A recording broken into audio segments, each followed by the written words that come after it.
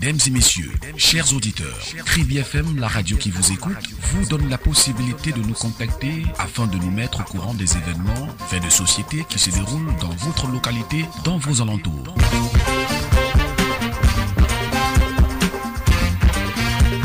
Informez-nous pour qu'on puisse mieux vous informer.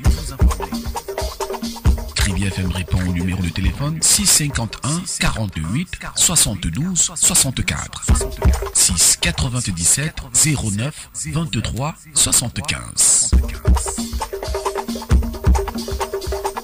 Kribi FM, la radio citoyenne, la radio qui vous écoute, la radio toujours plus près de vous.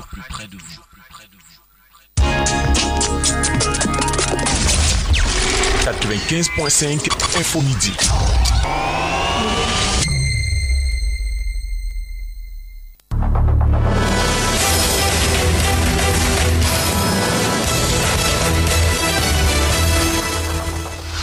Bonjour. Avant-dernier dossier de notre série sur la rentrée du deuxième trimestre et l'éducation en général. Focus ce jeudi sur la gestion des programmes scolaires par les enseignants de notre département et de Kribi en particulier parce que, figurez-vous, il y en a nombreux qui n'achèvent pas, si oui, difficilement leur programme scolaire. Le dossier de 95.5 Info Midi fait donc l'état des lieux dans les écoles à Kribi et les conséquences de ces retards. Avez-vous déjà entendu parler des promotions collectives? Si oui, êtes-vous pour ou contre ce système qui est déjà effectif dans l'éducation au Cameroun? On en saura un peu plus et ce sera notre fait de société du jour. Au-delà de nos frontières, ce midi, politique migratoire européenne, le temps de la solidarité a plus que jamais sonné. C'est l'essentiel de la rencontre de Rome qui réunit 7 pays et qui, d'une seule voix, réclame plus de solidarité sur la question migratoire. Voilà pour le sommaire, mesdames, messieurs, et merci pour votre fidélité au journal.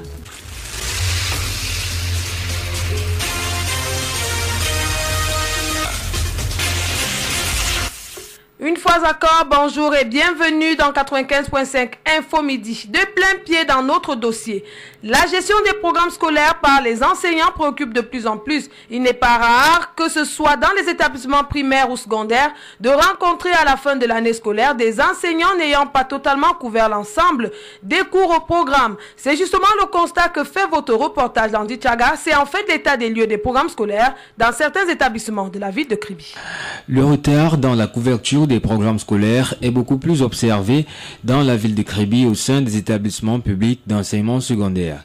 Ici, ce sont les classes d'examen qui paient le lourd tribut, que ce soit dans les classes de 3e, première ou terminale pour ce qui est de l'enseignement secondaire général, ou dans les classes de 4e, première et terminale de l'enseignement technique. Les élèves à Kribi sont souvent obligés en fin d'année de jouer les prolongations avant les examens officiels pour rattraper le programme de leçons et se mettre à niveau. Dans les classes intermédiaires, c'est la même galère. Rares sont les élèves qui, dans les classes de 6e, 5e ou 4e, encore seconde, affirment être parvenus à la dernière leçon au programme avec un enseignant. Les causes relèvent bien entendu de l'indisponibilité de certains enseignants, souvent tiraillés entre plusieurs fronts, à savoir les cours de vacation qui permettent d'arrondir les fins de mois. Une situation qui pénalise au premier plan les apprenants qui sont l'avenir de demain. Une situation qui pénalise parce que justement les programmes scolaires sont un ensemble de modules d'enseignement que l'élève reçoit sous forme de leçons au cours d'une année. Cependant, la non-couverture intégrale de ces programmes entraîne plusieurs conséquences néfastes dans le parcours de l'élève. Dites-vous, David Zo. L'une des premières conséquences de la non-couverture dans son intégralité d'un programme scolaire, c'est l'échec, mais un échec à plusieurs niveaux. Dans l'enseignement primaire, un enseignant qui ne couvre pas intégralement son programme expose l'élève et le met dans une situation de rupture avec le niveau supérieur. Théodore Mbouffon, directeur de l'école bilingue de Newton. Quand un enseignant ne finit pas son programme dans sa classe, ça fait que les enfants ne peuvent pas être assez finis ce nouveau-là. Ils ne peuvent pas être assez nouveaux, d'être capables de partir dans une autre classe supérieure. Dans le secondaire, les conséquences d'un programme non achevé sont multiples. Pour les élèves des classes dites intermédiaires, c'est la rupture totale avec la suite du programme en classe supérieure, un programme qui se veut continu. Valentin Movungo, directeur d'études au Collège adventiste bilingue de Kribi. Vous savez, le programme scolaire inachevé peut beaucoup impacter sur les résultats scolaires. Parce que je prends le cas des classes intermédiaires dont vous parlez. L'école est une suite, les programmes se suivent et se complètent. Les matières qu'on a étudiées en 5e, en 6e, on doit être capable de suivre ce même programme en 5e pour que ça soit un programme continu. Donc, si ce programme n'est pas achevé, ceci peut impacter en la mesure où l'élève aura comme une cassure entre les différents niveaux. Si le programme n'a pas été bien suivi en 5e, il ne sera pas bien suivi en 4e. Les programmes scolaires étant national, ne pas complètement les couvrir entraîne forcément l'échec aux examens officiels. Une fois encore, Valentin Mouvungo. Vous savez, ce programme est national. Ce qui fait que si un établissement n'a pas achevé ses programmes au bout d'un an, alors l'épreuve vient au niveau national. On ne tient pas compte de ces entités.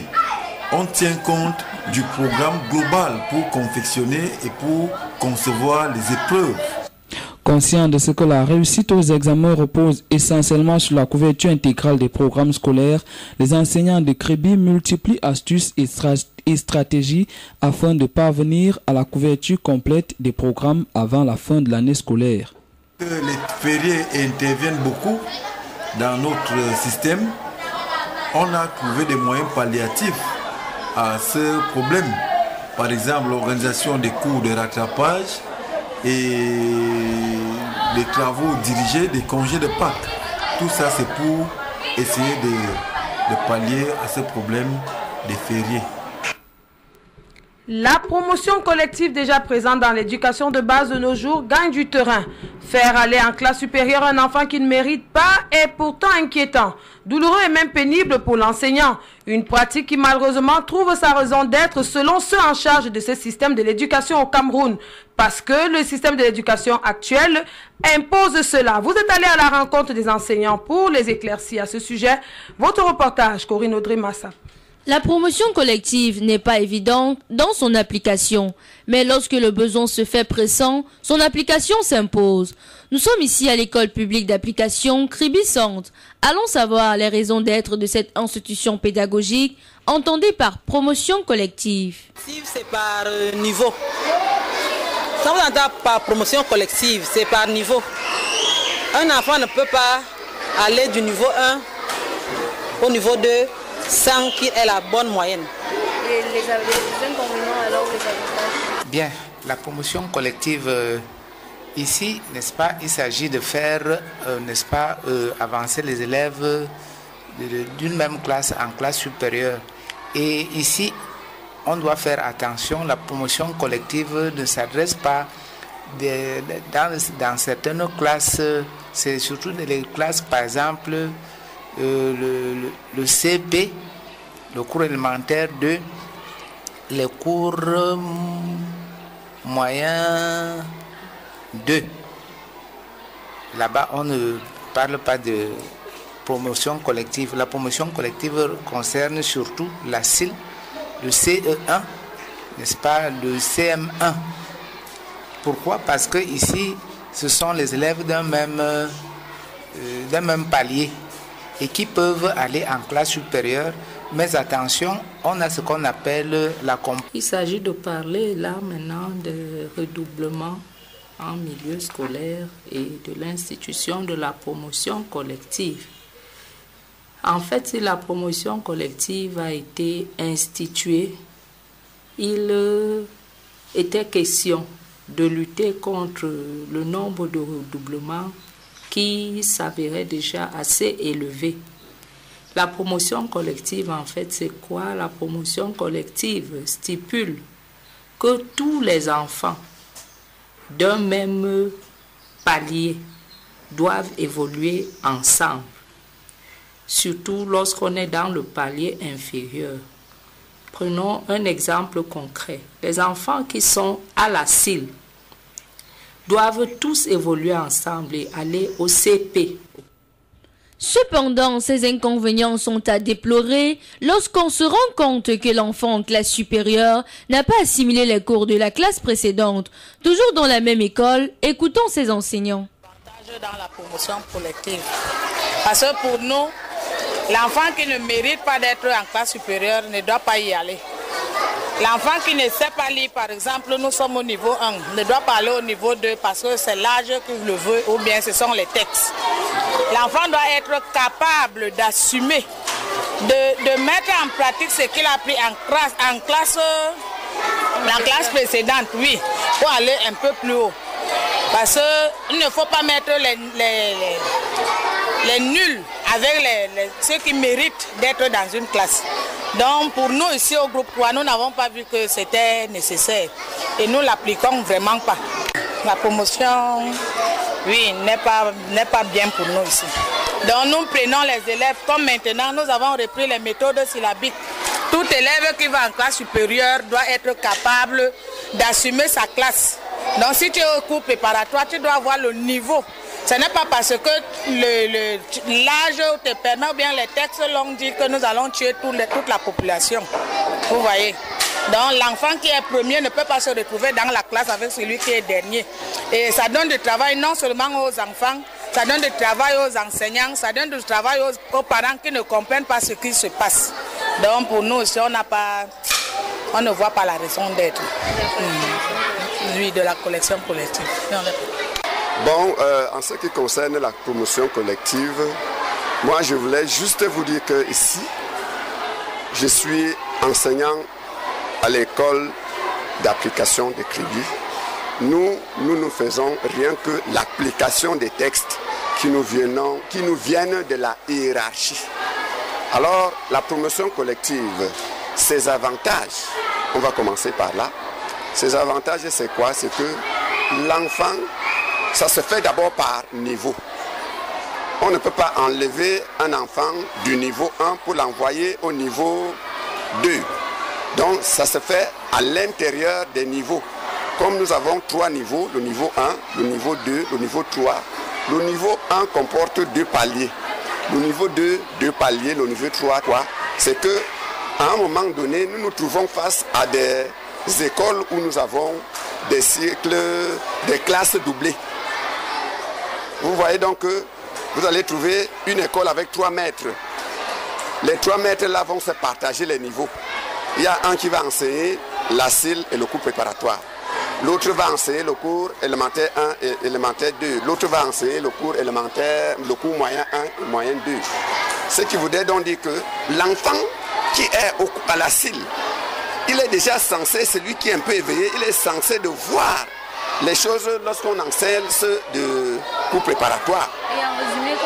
Et en résumé, ce qu'on peut retenir à ce niveau, nous pouvons dire que cette promotion collective, c'est bien lorsque ça concerne les écoles qui ont les classes jumelées. Mais quant à nous, lorsque on se retrouve ici, il faut seulement prendre les élèves qui sont éveillés pour les envoyer dans les classes supérieures. Et les inconvénients alors? Quant aux inconvénients, je ne sais pas ce que je peux vous dire. Les inconvénients, c'est que bon, on va se retrouver que l'enfant qu'on a envoyé comme ça, il ne peut même pas s'en sortir s'il n'a pas bien maîtrisé les notions de la classe antérieure. Et leur raison d'être alors? Les raisons d'être, c'est moi je ne peux pas vraiment dire quelque chose de mieux. Si ce n'était que moi je me disais que ça ne valait pas la peine. Parce que l'enfant doit d'abord bien saisir, assimiler les connaissances de la classe où il se trouve. Quel que soit son âge, parce qu'on tient aussi compte de l'âge. Quel que soit son âge, le mieux c'est d'assimiler comme nous venons de dire. Donc, sa raison d'être, moi je ne la trouve pas, d'après moi. Les inconvénients, c'est que parfois, certains élèves on ne peut pas prendre tout le monde pour envoyer en classe supérieure. Et pourquoi? Parce que il y a certains qui, même après avoir fait la compensation, ne comprennent pas toujours. Mais ce qui est bien, c'est que là, on récupère quand même une grande majorité des élèves. Madame l'inspectrice de l'enseignement maternel et primaire de l'Océan et de la région du Sud donne quelques avantages liés à cette promotion collective. C'est que les enfants gagnent en temps. Les parents également. Il y a limitation des pertes parce que lorsqu'un enfant reprend la classe, le parent dépense doublement parce qu'il doit payer 2 fois la même scolarité, peut-être les mêmes manuels, les mêmes fournitures scolaires. De même, Madame l'inspectrice, une fois de plus, évoque le fait que les parents sont aussi impliqués négativement dans cette promotion collective, notamment parce que elle tient compte, elle devrait tenir compte de ce qu'on appelle en pédagogie la pédagogie différenciée. Pour que les enfants soient bien suivis, on devrait tenir compte des difficultés particulières de chaque enfant. Or, avec, par exemple, les effectifs que nous avons aujourd'hui, qui sont des effectifs pléthoriques, nous avons des classes qui ont, pour un enseignant, 60 et même plus de 60 élèves. Ce n'est pas facile de s'occuper de chaque élève en particulier. Donc, l'idéal serait, par exemple, qu'on ait 20 élèves à 25 élèves pour un enseignant, afin que ce dernier puisse suivre particulièrement chaque enfant selon ses difficultés. Donc, pour le moment, c'est assez difficile d'appliquer cette promotion collective, surtout que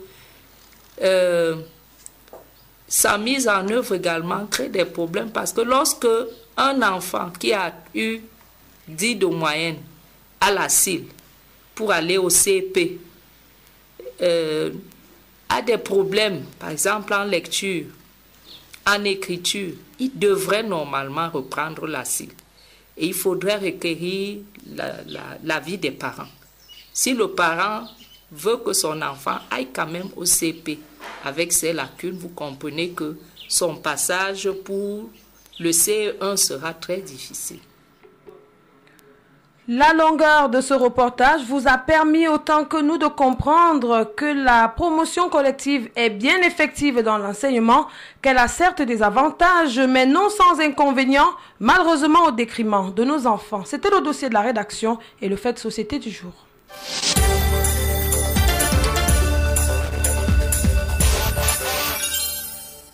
Au-delà de nos frontières politiques migratoires européennes, il est temps d'être plus solidaires. Les 7 pays réunis à Rome parlent d'une seule voix pour réclamer plus de solidarité sur la question migratoire. Allons savoir davantage avec nos confrères d'Euronews.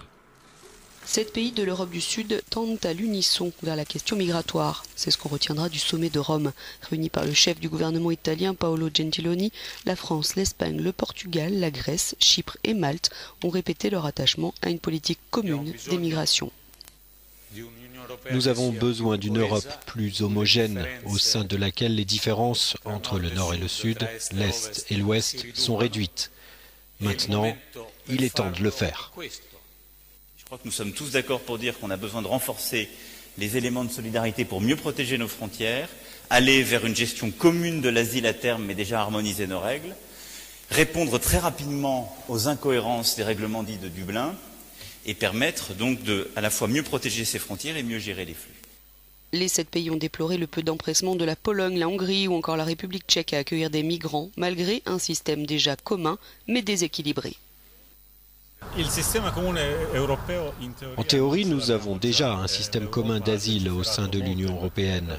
L'Europe a beaucoup légiféré sur la question à travers de nombreuses directives. Mais ce système a besoin de contenu, ou on peut dire d'une âme, parce qu'il doit être basé sur la responsabilité et la solidarité. Et jusqu'ici, on a beaucoup de responsabilités et peu de solidarité. Et notre correspondante à Rome de conclure, le prochain sommet se tiendra à Chypre avant mars et c'est au printemps que les citoyens européens devraient être consultés pour connaître leurs préoccupations quant à l'avenir de l'Union européenne.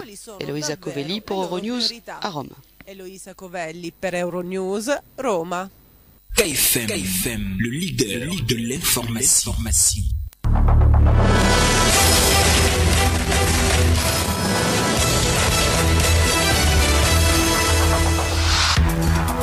12h20, c'est la fin de notre journal. Je vous rappelle l'essentiel qui l'a constitué.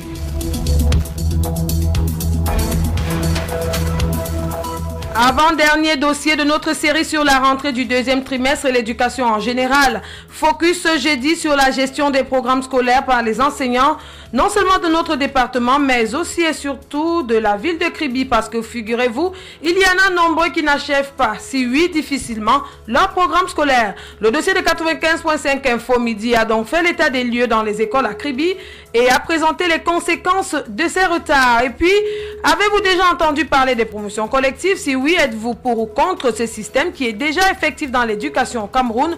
On en a su un peu plus. On sait que c'est effectif, qu'il y a des avantages, mais aussi et surtout, et ça malheureusement, des inconvénients pour nos bébés.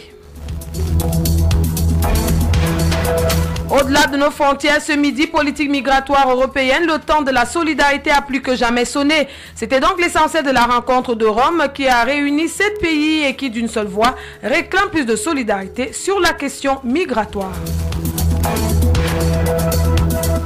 Fin de ce journal qui a été mis en onde et réalisé par Ludovic Ewandje, comme toujours, préparé par l'ensemble de la rédaction. Je suis Aurélie Crescence Mbida. Retrouvez comme toujours aussi nos journaux en ligne sur notre chaîne YouTube. Pour votre fidélité au journal, merci surtout de faire le choix de la radio leader. Merci de rester donc en compagnie de nos programmes tout au long de la journée. À demain 12h avec le même plaisir.